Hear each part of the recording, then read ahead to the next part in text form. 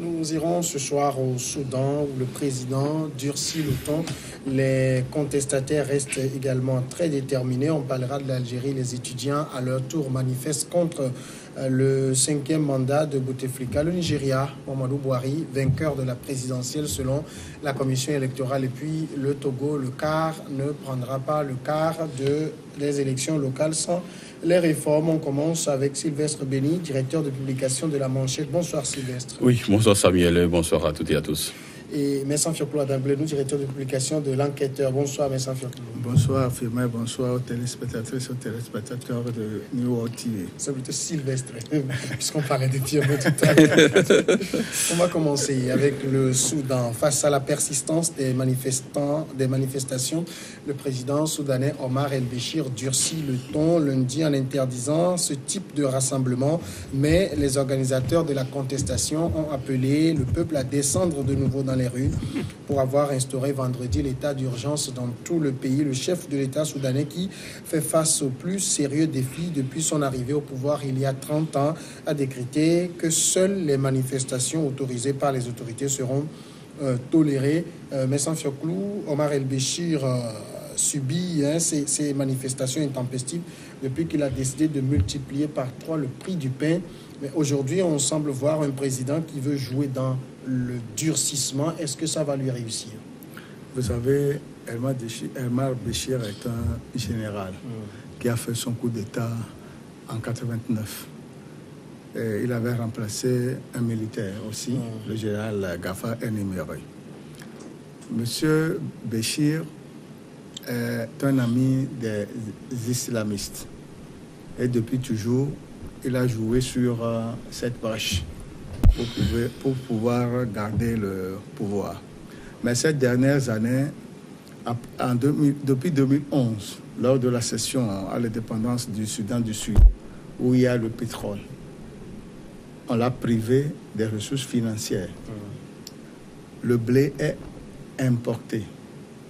Les prix des denrées de première nécessité sont à 70%, ont subi 70% d'augmentation.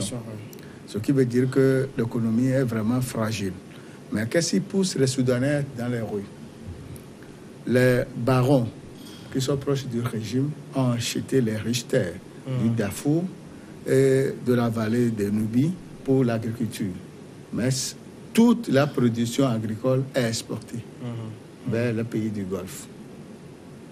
Et à l'intérieur, il y a la pénurie alimentaire. Multiplier le prix du pain par 3 n'est pas acceptable. En dehors de ça, il y a d'autres choses. Ce général, qui est vraiment spécialiste en violation flagrante des droits de l'homme, est même sous le coup de la CPI, parce que c'est lui qui entraînait la guerre du Darfour depuis les années 90. Et l'ONU ayant compris que ce monsieur est un dictateur, a dû envoyer les casques bleus là-bas depuis 2008 jusqu'à ce jour. Néanmoins, il continue pas à tuer les gens là-bas. Ce monsieur, la contestation de la rue n'est pas un problème pour lui. Il y a les différentes couches socio-professionnelles qui sont dans les rues. Bientôt, ce serait l'administration générale et voilà, il va sortir des armes pour tirer. Il est sûr de son pouvoir parce que ces derniers temps, il est allé en Syrie pour chercher du renfort pour sa protection rapprochée. Ce qui veut dire qu'il ne compte plus sur ses propres ressortissants. C'est ça. Mais quand on a vu Omar El-Béchir limoger tout le gouvernement, nommer un nouveau Premier ministre, décréter l'état d'urgence, ça veut dire que c'est quand même quelqu'un qui est un peu affecté par ces manifestations-là. Oui. Franchement, lorsque j'ai quand même vu le fait qu'il a changé de gouvernement et tout, je me suis peut-être dit qu'enfin, c'est quelqu'un qui va peut-être satisfaire aux aspirations profondes donc, de son peuple. Mais plus tard, il décrète encore l'état d'urgence. Ça veut dire qu'en réalité, le monsieur s'est joué en fait aussi sur la psychologie donc, de la population soudanaise. Mais moi, je me dis peut-être que tout à l'heure, nous allons peut-être en venir avec l'Algérie. Aujourd'hui, l'Afrique est confrontée à 3 problèmes majeurs. D'abord, il y a un problème générationnel. Il y a un problème donc de vision donc de ces anciens qui ont connu la guerre d'Algérie, de Vietnam, à rester dans une logique donc d'autocratie. Et puis le troisième élément qui est subsidiaire, c'est la mauvaise gouvernance. Aujourd'hui, vous verrez que les jeunes veulent quand même prendre le devant. Les jeunes ont une nouvelle manière donc d'appréhender, de comprendre les choses.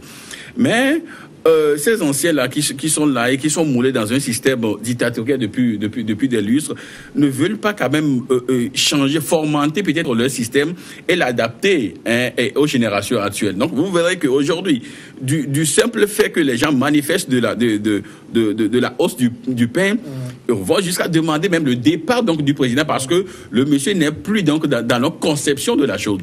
Et là, le deuxième élément, c'est l'autocratie. Et vous verrez qu'un général, lorsque la situation est dure, il se met tout de suite entre eux. C'est psychologique en fait. Il se met entre eux, il parle au peuple entre eux, il prend son petit bâton là, et tout est psychologique, voyez-vous. Donc il est toujours dans cette logique-là d'autocratie. Et là, le dernier élément, c'est la mauvaise gouvernance, parce que lorsque tout se passe comme ça, et il est vrai, avec la création du petit État, le pays qui est scindé en deux avec le Soudan du Sud, donc il n'a plus quand même d'éléments ou de ressources financières assez importantes. Donc il est confronté à ce système-là. Même maintenant, lorsque vous êtes devant ces situations, le mieux, c'est de discuter avec le peuple. Le mieux, c'est de jouer sur tellement de tableaux, ne serait-ce que pour au moins avoir quelques partisans. Parce qu'aujourd'hui, vous verrez que lorsque ceux qui sont contre manifestent et ceux qui sont pour Béchir, vous verrez que ceux qui sont pour ne font plus tellement le nombre. Ouais. Voyez-vous, donc aujourd'hui, je crois qu'il finira par se mettre tout le peuple à dos. Et lorsqu'on sait que c'est un président qui est déjà recherché par les Nations Unies, on a même failli le coffrer une fois en Afrique du Sud. Donc tout cela, je crois qu'aujourd'hui, ça ne va pas tellement à son intérêt. Et il ferait mieux donc de changer donc de vision. Et ce qu'on attend plus de Omar El-Béchir, c'est pas qu'il durcisse le ton, mais c'est qu'il apporte des solutions aux revendications. Là. Il n'a pas d'autre choix. Il n'y a pas de moyen. Parce que les partis qui étaient proches de lui, les islamistes, El Tourabi et autres sont partis, le Front islamique, tout ça, sont contre lui. Ils sont contre lui. Il arrête les gens comme bon lui semble. Et tout, il est nerveux. C'est-à-dire la situation est très, très difficile et très sérieuse au Soudan. El-Béchir n'a qu'une seule chose à faire. Comme l'a dit mon frère Béni, discuter avec son opposition pour trouver des solutions. Parce que les Soudanais sont de riches commerçants qui sont en Égypte et dans le pays du Golfe. Ils peuvent faire revenir les investissements et faire apporter de l'argent frais pour résoudre ces problèmes. Le blé, c'est importé. Ils peuvent faire venir du blé. Il y a des instances des Nations Unies qui donnent le blé gratuitement. Le Japon en donne. Donc, il faut, comme il est classé hors catégorie dictateur, c'est ça qui fait que même les sanctions américaines, qui n'ont été levées qu'en 2011 ou bien 2017, ne pèsent plus tellement sur lui. Mais, en conclusion, c'est la malgouvernance. Est-ce qu'il peut rectifier le tir au niveau de la gouvernance? Parce qu'après 30 ans, beaucoup ont du mal à croire qu'il peut proposer quelque chose de nouveau aussi. Non, vous savez, Béchir aussi, c'est quelqu'un qui n'a pas aussi une opposition assez solide. Oui. Voyez-vous? Parce que ceux qui peuvent quand même tenir tête, bon, sont partis en exil. Et je crois qu'aujourd'hui, sa position se solidifie parce qu'au Soudan du Sud, il y a déjà la guerre.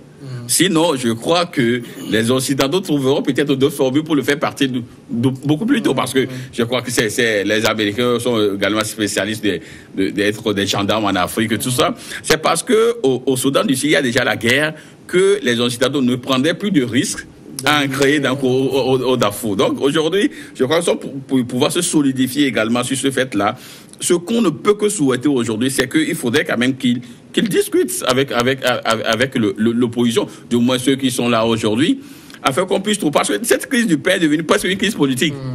Parce que si les gens demandent aujourd'hui son départ et qu'on tire sur la population, ça veut dire que ça devient quand même une crise politique. Et là, il faudrait qu'il trouve des formules, parce que quand il y a des crises politiques, il y a tellement de formules. C'est pourquoi je disais tout à l'heure qu'il doit jouer sur tellement de tableaux, ne serait-ce que pour apaiser d'abord la population. Et s'il le faut, peut-être promettre, mais quitter le pouvoir. Oh, le monsieur n'est pas pour l'instant dans ce schéma-là. Et c'est quelqu'un qui fera peut-être comme Bouteflika, on va en venir tout à l'heure. Donc, c'est là où, pour l'instant, l'approche ou la solution de sortie des crises est encore beaucoup plus lointaine. Alors, justement, il y avait une commission qui se réunissait pour étudier la possibilité de sauter le verrou de la limitation de Madame. Et grâce à la contestation, on a suspendu les travaux de cette commission-là. Est-ce que ça veut dire que Béchir envisage enfin de quitter le pouvoir à la fin de son mandat? Moi, je pense que non. Quand tu lis un peu l'histoire du Soudan, même avec, dans le temps avant 2011, tous les généraux qui étaient au pouvoir étaient des durs. Et ils ne partaient que par coup d'État. Il y a le premier qui s'appelle Ibrahim Abed, qui a fait un coup d'État. Le général Gafar Elimeri lui a fait coup d'État. Béchir a fait coup d'État à Gafar Elimeri en 1989. Et il est là jusqu'à ce jour. Le Soudan ne peut pas exister sans l'Égypte. Quand les Occidentaux ont compris que ce monsieur est un autre dictateur ou un dictateur hors pair, ils ont tout fait, puisque le Soudan était trop grand pour scinder le pays et prendre la partie où il y a le pétrole pour donner au Soudan du Sud. Mais malheureusement, ce que les Occidentaux ont voulu faire, ils n'ont pas eu la chose parce que les Nuer et les Dinka ont commencé par faire la guerre. Et c'est ce que le colonel John Garang avait fait en étant rebelle quand il était au Soudan. Il a créé l'armée populaire de la libération du Soudan. Mais aujourd'hui, la situation est telle que les Occidentaux ne savent plus quoi faire. La guerre étant déjà au sud, ils ne peuvent plus opter pour une guerre au Soudan. Sinon, ils peuvent activer la rébellion du Darfour. Le Soudan est formé de 4 États. Et la rébellion de Darfour recommence avec les 2 rébellions. Puis ça va tirer, puis on va apaiser. Mais ce n'est pas bon. Ils vont embraser la région. Parce que quand leur base arrière, c'est toujours au Kenya ou en Tanzanie. Tout ça là, pour éviter l'embrasement de cette zone, il faut qu'on adopte le statu quo et faire pression sur Béchir afin qu'il prenne la tâche avec son opposition pour régler le problème. Et vous pensez qu'il étudie la possibilité quand même, puisque les contestataires demandent son départ, la possibilité de ne plus se représenter? Vous savez, avec un général, c'est toujours dur parce que un général qui va céder à la pression de la rue se croira plutôt comme un lâche. Voyez-vous? Donc, c'est pourquoi je dis aujourd'hui que ce n'est pas quand même cette pression-là aujourd'hui qui va peut-être faire partie Béchir.